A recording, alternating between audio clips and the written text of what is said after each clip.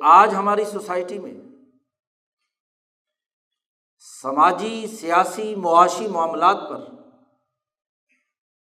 Capitalism کی اساس پر بہت گفتگو کی جاتی ہے۔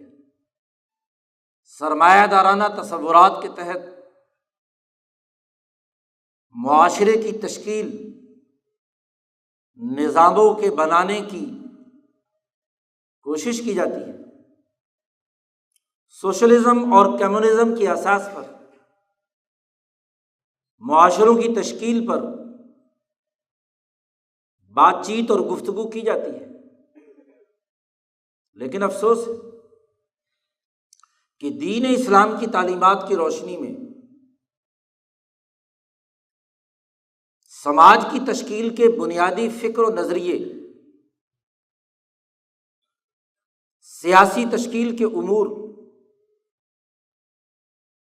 معاشی بحران دور کرنے کے دینی اقتصادی نظام پر سنجیدہ گفتگو نہیں کی جاتی۔ نعرے لگائے جاتے ہیں، دعوے کیے جاتے ہیں، لیکن ایسی گفتگو جس کی اساس پر ان تینوں دائروں میں ہم سوسائٹی کے سلگتے ہوئے مسائل پر کھلی گفتگو کر سکیں اور ایک واضح موقف اپنا سکیں، یہ طریقہ کار ہمارے پیش نظر نہیں ہوتا، جس کا نتیجہ ہے کہ آج ہم فکری انتشار سے دوچار ہیں۔ سماجی تشکیل کے لیے کیا فکر ہونا چاہیے، ہم اس پر متفق نہیں ہیں۔ فکر و نظریہ فرقے کی اساس پر ہو یا کسی خاص گروہیت کی اساس پر ہو یا بلا تفریق رنگ، نسل، مذہب، کل انسانیت کی اساس پر ہو، انہی دائروں میں ہم ایک انتشار کی حالت میں۔ سیاسی نظام کیا ہونا چاہیے؟ خلافت، جمہوریت، امارت اور نہ جانے کون کون سے سرمایہ داری اور سوشلزم کے تحت سیاسی تصورات ہماری یونیورسٹیوں، کالجوں، مسجدوں، مدرسوں، ہمارے میڈیا میں زیر گردش رہتے ہیں۔ کسی ایک نظریے پر متفق نہیں، کسی ایک نظام کو پیش نظر نہیں رکھ رہے۔ یہی حال معاشی مسائل کے حل کا ہے۔ سرمایہ دارانہ نقطۂ نظر سے قائم نظام کے اندر رہتے ہوئے سرمایہ داری کی مکمل تائید یا اس میں ترمیم و اصلاح یا اسی کے دائرے میں رہتے ہوئے کچھ جزوی تبدیلی یا اس کے متصادم سوشلزم اور کمیونزم اور اس کے بھی بہت سے گروپ، چینی سوشلزم، روسی سوشلزم یا کسی اور ماڈل پر گفتگو کی جاتی ہے۔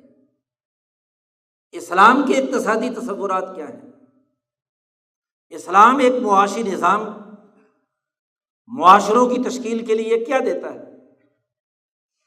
اس کو نہ تو ہماری یونیورسٹی کا اکنامکس پڑھنے والا طالب علم زیر بحث لاتا ہے اور نہ ہی 8 سال تک مدرسے میں تعلیم حاصل کرنے والا انہیں زیر بحث لاتا ہے۔ نتیجہ یہ ہے کہ معاشی اور اقتصادی تصورات کے حوالے سے ہم کنفیوژن سے دوچار ہیں۔ کہیں معاشی وسائل کی تقسیم کو مقدرات الہی قرار دے کر انسانی کسب و اکتساب کی تردید کر دی جاتی ہے، اور کہیں انسانی کمال اور معراج یہ بتلایا جاتا ہے کہ وہی سرمایہ دارانہ اصول پر آگے بڑھ کر معاشی خوشحالی کی منازل طے کر سکتا ہے۔ ایسے انتشار زدہ ماحول میں بڑی ضرورت کہ قرآن حکیم کی تعلیمات کے تناظر میں ہم ایک واضح مکمل فکر و نظریہ،